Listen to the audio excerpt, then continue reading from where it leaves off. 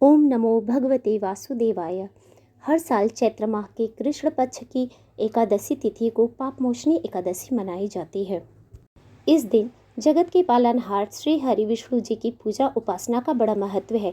धार्मिक मान्यता के अनुसार जो भक्त श्रद्धानुसार पापमोचनी एकादशी का व्रत करते हैं और श्री विष्णु जी की विधिवत पूजा करते हैं, उन्हें सारे पापों से मुक्ति मिल जाती है। साथ ही भगवान विष्णु प्रसन्न होकर सुख समृद्धि का वरदान भी देते हैं। एकादशी व्रत के दिन एकादशी व्रत कथा अवश्य ही पढ़ना और सुनना चाहिए। इससे भगवान विष्णु की विशेष कृपा प्राप्त होती है। आइए सुनते हैं पापमोचनी एकादशी व्रत कथा। एक बार महाराज युधिष्ठिर भगवान श्री कृष्ण से बोले, हे प्रभु, आप कृपा करके चैत्र कृष्ण एकादशी व्रत की विधि एवं महात्मा का वर्णन कर मुझे कृतार्थ कीजिए। पांडुनंदन के ऐसे वचन सुनकर भगवान श्री कृष्ण बोले, राजन, यही प्रश्न एक बार महाराज मानधाता जी ने महर्षि लोमस से किया था। अस्तु मैं वही कथा तुम्हें सुनाता हूँ। हे राजन, चैत्र कृष्ण एकादशी का नाम पापमोचनी एकादशी है। इस एकादशी का व्रत करने से मनुष्य पिशाचत्व से मुक्त हो जाता है। अब मैं तुम्हें इसका एक प्राचीन इतिहास सुनाता हूँ, सुनो। एक बार च्यवन ऋषि के पुत्र महर्षि मेधावी वन में तपस्या कर रहे थे। तभी वहाँ से एक अप्सरा जा रही थी जिसका नाम मंजुघोषा था। उसकी नज़र मेधावी ऋषि पर पड़ी और वह उन्हें देखकर मोहित हो गई।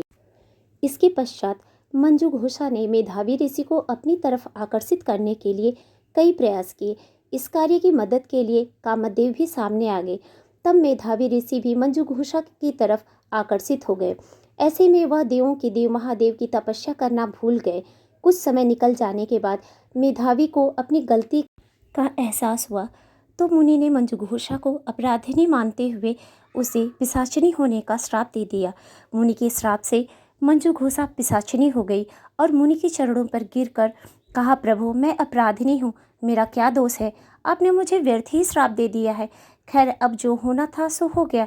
अब कृपा कर शाप मोचन का उपाय कहिए। मंजुघोषा की ऐसी दीनवाणी को सुनकर मुनि का क्रोध नष्ट हो गया। तब उन्होंने कहा, जाओ चैत्र कृष्ण एकादशी का व्रत करो, तुम्हारा पाप नष्ट हो जाएगा। ऐसा कह वह अपने पिता च्यवन के पास गए। च्यवन ने उन्हें देखा तो आश्चर्य करते हुए पूछा, तुमने कौन सा असत कार्य किया है जिससे तुम्हारा तेज और पुण्य नष्ट हो गया है? मेधावी ऋषि ने पिता को सारा हाल बताकर पाप मुक्त होने का उपाय पूछा।